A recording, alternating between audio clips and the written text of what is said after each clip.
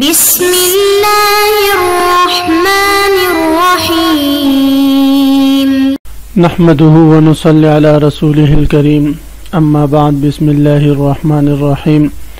عزیز طلبہ، آج ہم کنز الدقائق حصے دوم سبق نمبر 258 شروع کر رہے ہیں۔ اس سبق میں ہم کتاب الذبائح سے متعلق پڑھیں گے۔ آج کے اس سبق میں ہم فصل فی ما یحل اکلہ وما لا یحل شروع کر رہے ہیں۔ اس فصل میں مصنف علیہ الرحمہ حرام جانوروں کی تفصیل ذکر فرمائیں گے کہ کن کن جانوروں کا کھانا حرام نہیں۔ ظاہر ہے کہ اصل تو ہر چیز میں حلت ہے۔ عام طور پر تمام حیوانات حلال ہے۔ چند مخصوص حیوانات ایسے ہیں کہ جن کا کھانا حلال نہیں، وہ حرام ہے، اور ان کی حرمت کی فقہا رحمہم اللہ تعالی نے چند اصول ذکر کیے ہیں۔ تو جو حیوانات البر ہیں یعنی خشکی کے حیوانات ہیں، ان کے حرام ہونے کی اچھی وجوہات فقہا رحمہم اللہ تعالی ذکر کرتے ہیں۔ اس سلائیڈ میں ان اصول کو ہم اختصاراً سمجھتے ہیں۔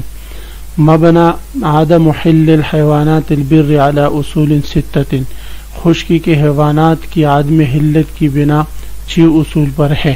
سب سے پہلے السبوعیت، ہر وہ جانور جو چیر پاڑنے والا ہو، من السباع ہو اور درندوں میں سے ہو، تو اس کا کھانا یہ جائز نہیں، وہ حرام ہے۔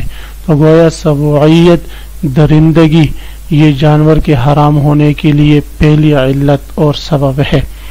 الاستقذار، دوسری چیز ہے استقذار۔ استقذار کا معنی ہے گن آنا۔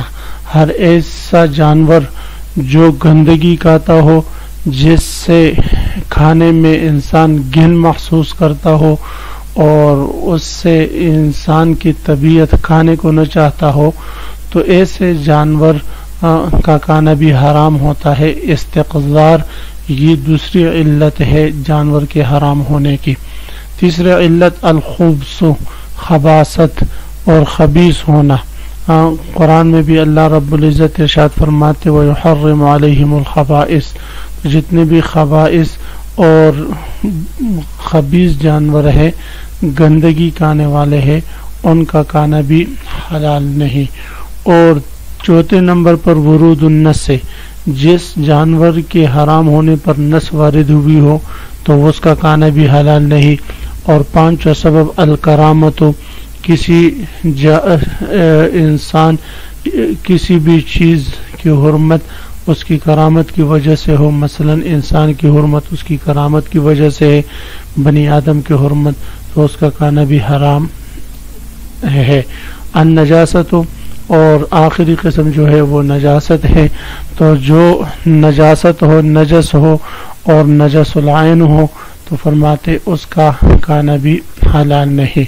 تو یہ 6 اصول ہیں عزیز طلبہ، سبوعیت، استقذار، خبث اور ورود النس، کرامت اور نجاست۔ تو ان کو آپ یاد رکھیں، جتنے بھی جانور حرام ہیں ان میں ان 6 اصول میں سے 6 اسباب میں سے کوئی ایک سبب ان میں ضرور پائی جائے گی۔ تو عزیز طلبہ آتے ہیں کتاب کی طرف۔ سب سے پہلے ہم عبارت پڑھتے ہیں فصل فی ما یحل اکلہ وما لا یحل، لا یؤکل ذو ناب ومخلب من السبوع والطیر وحل غراب الزرع الا الابقع الذي يأكل الجيف والضبع والضب والزنبور والسلحفاة والحشرات والحمر الأهلية والبغل والخيل وحل الأرنب والذبح ما لا يؤكل يطهر لحمه وجلده إلا الآدمية والخنزير۔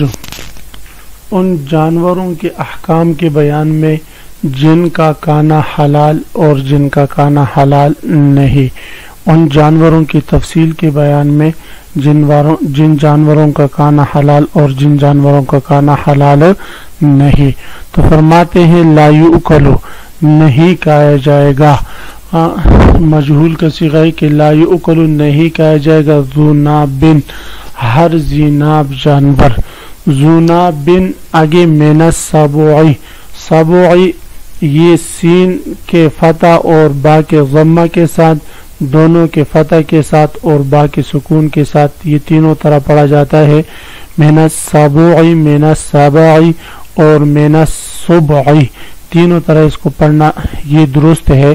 تو لا یؤکل ذو ناب من السبوعی کہ نہیں کہا جائے گا ہر قسم کی زیناب درندوں میں سے، من السبعی درندوں میں سے ہر زیناب نہیں کہا جائے گا، اور درندوں میں سے ہر زیناب سے مراد وہ گوشت خور جانور ہے جن کے دو بڑے دانت ہو، جن کے ذریعے سے وہ گوشت کاٹ کاٹ کر یا جن کے ذریعے شکار پکڑتے ہیں تو اور کھاتے ہیں، تو ایسے جانور کو سبع یعنی درندے کہا جاتا ہے۔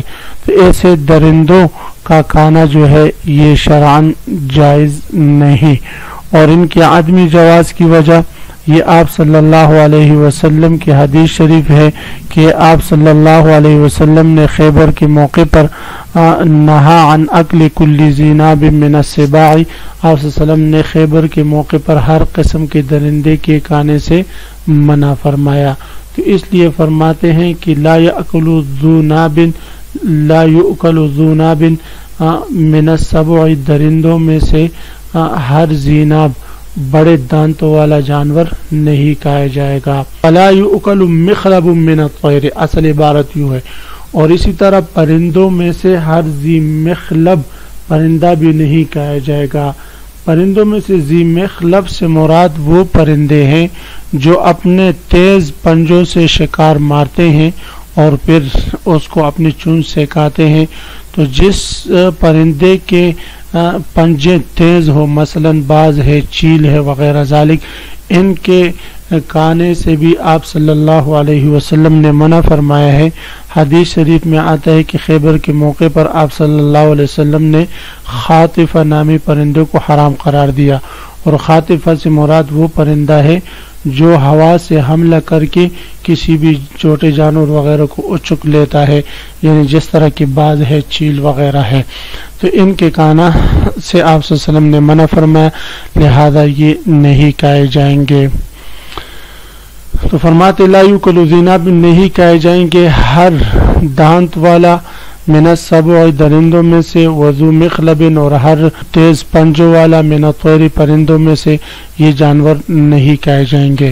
وحل غراب الزرع، اب یہاں سے مصنف علیہ الرحمہ وہ کوا جو کھیت وغیرہ میں جا کر دانے وغیرہ کھاتا ہو اور گندگی نہ کھاتا ہو تو اس کا حکم ذکر فرما رہے، تو فرماتے وحل غراب الزرع، اور حلال ہے کھیت میں جا کر دانے کھانے والا، کھیت سے دانے چننے والا جو غراب ہوتا ہے اس کا کھانا یہ حلال ہے۔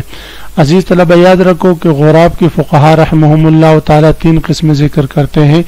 پہلی قسم وہ ہے کہ جو گندگی کھاتا ہو تو اس کا نہ کھانا یہ بالاتفاق ہے، فإنہ لا یؤکل، تو اس کو نہیں کھایا جائے گا۔ دوسری قسم وہ ہے کہ جو کبھی دانے اور کبھی گندگی کھاتا ہو تو فرماتے ہیں اس کے بارے میں بھی مفتابی قول یہ ہے کہ اس کو بھی نہیں کھایا جائے گا، اور جو صرف دانے کھاتے ہو جس کو غراب الزرع کہا جاتا ہے وہ جو ہے کھایا جائے گا، جس کو پشتوں میں الے کہتے ہیں، اور جو گندگی کھاتا ہے، جیف کھاتا ہے، گندگی کھاتا ہے، اس کو کارغ کہتے ہیں، کوا جسے کہتے ہیں، تو وہ نہیں کھایا جائے گا۔ تو فرماتے وحل غراب الزرع، اور حلال ہے کھیتی سے دانہ چن کر کھانے والا کوا، لل ابقع، البتہ کارغ، کوا حلال نہیں۔ ابقع کس کو کہتے ہیں؟ ابقع سے مراد وہ کوا ہے جس میں سیاہ سفید رنگ ملا ہوا ہو، یعنی سفیدی تو کم ہو لیکن سیاہی غالب ہو، اور اس کی گردن پاؤں کی بنسبت زیادہ سفید ہوتی ہے، تو ایسے ابقع کوے کو نہیں کہا جائے گا۔ الذی یأکل الجیف، خود مصنف علیہ رحمہ نے ساتھ علت بھی ذکر کر دی کہ مراد ابقع سے وہ ہے جو گندگی کھاتا ہو، تو گویا کہ یہ سبب حرمت کی دوسری علت ہے، دوسرا اصل ہے، یعنی ابقع اس کوے کو نہیں کہا جائے گا الذی یأکل الجیف، جو کوا خود گندگی کھاتا ہو۔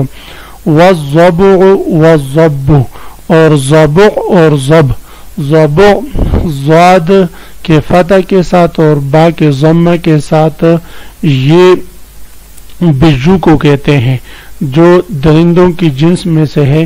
تو گویا کہ یہ اسباب حرمت میں سے جو تیسری قسم ہے خبث، یہ خبائث میں سے فقہاء نے اس کو شمار کیا ہے، اس کو بھی نہیں کہا جائے گا. یعنی بجو جو درندوں کی جنس سے ہے، جیسے کتے سے تھوڑا سا یہ بڑا ہوتا ہے اور بڑے سر والا یہ ایک قوی جانور ہوتا ہے، اس کا کھانا جائز نہیں کیونکہ یہ بھی من الخبائث ہے. اور ضب کہتے ہیں گوہ کو، تو گوہ کا کھانا بھی جائز نہیں. تو بجو اور ضب اور گوہ یہ دونوں بھی نہیں کھائے جائیں گے اور یہ بھی حرام جانوروں میں سے ہے. اور اس پر دلیل جو ہے وہ آپ صلی اللہ علیہ وسلم کی روایت ہے کہ آپ صلی اللہ علیہ وسلم نے خیبر کے موقع پر نہا عن اکل لحم الضب، گو اور اسی طرح ضبع بجو کے کھانے سے منع فرمایا. تو ائمہ ثلاثہ رحمہم اللہ تعالی کا اس میں اختلاف ہے، وہ ضبع اور گو یعنی بجو اور گو کے کھانے کو جائز سمجھتے ہیں اور اس کو حلال سمجھتے ہیں ان دونوں جانوروں کو، اور وہ فرماتے ہیں کہ یہ حلال ہے. اور ان کی دلیل حضرت عبداللہ ابن عباس رضی اللہ تعالیٰ عنہ کی روایت ہے، وہ فرماتے ہیں کہ آپ صلی اللہ علیہ وسلم کے دسترخوان پر گو کھائی گئی تھی، اسی طرح ضبع بھی، لہذا یہ حرام نہیں، وگرنہ آپ صلی اللہ علیہ وسلم کے دسترخوان پر کبھی نہیں کھائی جاتی. ائمہ احناف رحمہم اللہ تعالیٰ اس کا جواب دیتے ہیں کہ ابتدائی اسلام کی بات ہے اور ابتدائی اسلام میں صرف 3 چیزیں حرام تھی، جیسے قرآن میں اللہ رب العزت ارشاد فرماتے قل لا اجد فیما اوحی الی محرما علی طاعم یطعمہ الا ان یکون میتا او دما مسفوحا او لحم خنزیر. تو میتا، دم مسفوح اور لحم خنزیر یہ ابتدائی اسلام میں حرام تھی. بعد میں بہت سارے ایسی چیزوں کو حرام کیا گیا جو گنتی میں بھی نہیں آتی، یعنی کئی ساری چیزوں کو بعد میں حرام قرار دیا گیا. والزنبور، اور اسی طرح زنبور بڑ بھی نہیں کہا جائے گا. زنبور کہتے ہیں بڑ کو، تو بڑ نہیں کہا جائے گا. اور اسی طرح سلحفات کہتے ہیں کچھوے کو، کچھوا بھی نہیں کہا جائے گا. والحشرات، اور جتنے بھی حشرات الارض ہے، کیڑے مکوڑے ہیں، یہ ساری چیزیں نہیں کہی جائے گی، اس لیے کہ یہ بھی خبائث میں سے ہیں. زنبور سے مراد جو ہے بڑ وغیرہ ہے، ڈنڈار وغیرہ ہے. سلحفات سے مراد کچھوا اور حشرات الارض سے جتنے بھی زمین کے کیڑے مکوڑے ہیں یہ سب نہیں کہے جائیں گے، چاہے سلحفات چاہے پھر وہ خشکی کا ہو یا کہ بحری ہو، دونوں قسم جو ہے یہ حرام ہے، یہ نہیں کہے جائیں گے. یعنی مینڈک وغیرہ یہ جتنی بھی چیزیں ہیں یہ نہیں کہے جائیں گے، یہ حرام ہے. والحمر الاہلیت، اور گھریلوی گدوں کا کھانا بھی جائز نہیں. حمر اہلیت سے مراد گھریلوی گدے ہیں جو گدے لوگ گھروں میں پالتے ہیں، ان کا کھانا بھی حرام ہے، اس لیے کہ آپ صلی اللہ علیہ وسلم سے روایت ہے کہ حرم رسول اللہ صلی اللہ علیہ وسلم لحوم الحمر الاہلیت، یعنی نبی صلی اللہ علیہ وسلم نے گھریلو گدوں کے گوشت کو حرام کر دی نہیں دی. تو اس لیے فرماتے ہیں کہ گھریلو گدا یہ بھی جائز نہیں. والبغل، اور اسی طرح خچر کا کھانا بھی یہ بھی جائز نہیں ہے، یہ بھی حرام ہے. خچر سے مراد، بغل سے مراد وہ گدا جس کا مادہ تو گدی ہو اور اس کا جو نر ہے وہ گوڑا ہو، یا اس کے برعکس ہو تو اس کو بغل کہتے ہیں. تو اس کا کھانا بھی جائز نہیں، اس کا بھی وہی حکم ہے جو حمر الاہلیہ کا ہے. امام اور تیسری چیز ہے اس میں والخیل، اور گھوڑا. تو گھوڑا امام صاحب رحمہ اللہ تعالیٰ کے نزدیک یہ حلال نہیں ہے، اور یہی حضرت عبداللہ ابن عباس اور امام مالک رحمہ اللہ تعالیٰ کا قول ہے. صاحبین رحمہ اللہ تعالیٰ کے نزدیک یہ جائز، امام شافعی اور امام احمد رحمہ اللہ تعالیٰ کے نزدیک بھی گھوڑے کا گوشت کھانا یہ جائز ہے. ان حضرات کی دلیل یہ جابر بن عبداللہ رضی اللہ تعالیٰ عنہ کی روایت ہے کہ وہ فرماتے ہیں نحن آکل لحم الفرس علی عہد رسول اللہ صلی اللہ علیہ وسلم، ہم آپ صلی اللہ علیہ وسلم کے زمانے میں گھوڑے کا گوشت کھایا کرتے تھے. اور امام صاحب رحمہ اللہ تعالیٰ کے نزدیک ایک تو یہ آیت کریمہ ہے، اور اسی طرح دوسری ان حضرات کی دلیل والخیل والبغال والحمیر لترکبوها وزینہ، تو یہاں پر خیل اور بغال کو جو ہے یہ زینت اور نعمت کے اسباب میں قرار دیا گیا ہے، نعمتوں میں اس کو شمار کیا گیا ہے، اور ظاہر ہے کہ یہ حلال چیز ہی ہو سکتی ہے، حرام نہیں ہو سکتی۔ جبکہ ہماری دلیل آپ صلی اللہ علیہ وسلم کی حدیث شریف ہے کہ ان نبی صلی اللہ علیہ وسلم نہا عن لحوم الخیل، آپ صلی اللہ علیہ وسلم نے گھوڑوں کے گوشت سے منع فرمایا۔ اور ایک اور روایت ہے، ابو داؤد شریف کی روایت ہے کہ اس میں ہے کہ لا تحل لحوم الخیل، لحوم الخیل جو ہے گھوڑوں کا گوشت یہ حلال نہیں۔ دوسری بات یہ ہے کہ یہ آلہ ارہاب العدو ہے، دشمنوں کو ڈرانے کا آلہ ہے، اس کو کھانے اگر ہم لگ جائے تو یہ تو ختم ہو جائے گا، اس لیے فرماتے اس کا کھانا یہ جائز نہیں۔ اور لیکن صحیح بات یہ ہے کہ امام صاحب رحمہ اللہ تعالیٰ جو گھوڑے کے گوشت کو مکروہ کہتے ہیں، یہ اس وجہ سے کہتے ہیں کہ یہ جہاد کا آلہ ہے اور یہ مکروہ تنزیہی ہے، اور یہ نقل کیا گیا ہے کہ امام صاحب سے اپنے اس قول سے رجوع ثابت ہے کہ انہوں نے گھوڑے کے گوشت کو حرام قرار دیا ہے، اور اسی پر فتویٰ ہے، لہذا گھوڑے کے گوشت وغیرہ کھانے یہ جائز تو ہے لیکن نہ کھانا بہتر ہے۔ وحل الارنب، اور اسی طرح خرگوش کا کھانا یہ جائز ہے، خرگوش کے کھانے سے کوئی حرج نہیں۔ وذبح ما لا یؤکل، اور وہ جانور جس کو ذبح کیا جائے اور وہ کھایا نہ جاتا ہو، یعنی مردار جانور کو اگر ذبح کیا جائے اور اس کے ذبح کرنے سے کیا فائدہ ہوگا، تو یطہر لحمہ وجلدہ، اب اس کا گوشت اور اس کا چمڑا یہ پاک ہو جائے گا، لہذا اس کے گوشت اگر کسی کے کپڑوں سے لگے اور اس کے چمڑے کو اگر کوئی سکائے، کوئی دباغت وغیرہ دے دے، اس کو پاک صاف کر دے تو فرماتے ہیں وہ صاف ہو جائے گا، اس پر نماز وغیرہ پڑھنا یا اس سے اگر جوتے وغیرہ بنائیں تو یہ ٹھیک ہے، اس میں کوئی حرج نہیں۔ الا الآدمی والخنزیر، سوائے آدمی اور خنزیر کے۔ الا الآدمی والخنزیر کا تعلق یا تو اس سے ہے کہ آدمی اور خنزیر کو ذبح کرنے سے اس کا گوشت اور اس کا جو چمڑا ہے وہ پاک نہیں ہوتا، اور آدمی کی گوشت اور چمڑے کے پاک نہ ہونے کی وجہ تو اس کی کرامت ہے، اور خنزیر کی گوشت اور چمڑے کے پاک نہ ہونے کی وجہ اس کی نجاست ہے۔ یا یہ ہے کہ آدمی اور خنزیر جو ہے یہ دونوں حرام ہے، ان کا گوشت بھی نہیں کھایا جاتا، ان کے چمڑا بھی استعمال نہیں کیا جاتا۔ آدمی کی چمڑا اور گوشت اس لیے نہیں استعمال کیا جاتا کہ یہ اس میں کرامت ہے، تو بنی آدم کی کرامت کی وجہ سے یہ حرام ہے، اور خنزیر چونکہ نجس العین ہے، اس کو آپ صلی اللہ علیہ وسلم نے نجس العین قرار دیا، لہذا اس کا گوشت اور چمڑا کسی بھی صورت میں استعمال کرنا یہ جائز نہیں۔ عزیز طلبہ، اسی کے ساتھ آج کے سبق کا اختتام ہوا۔ آپ حضرات اس کو خوب غور سے سنیں سمجھے۔ اللہ ہم سب کا حامی و ناصر ہو، آمین، وآخر دعوانا ان الحمدللہ رب العالمین۔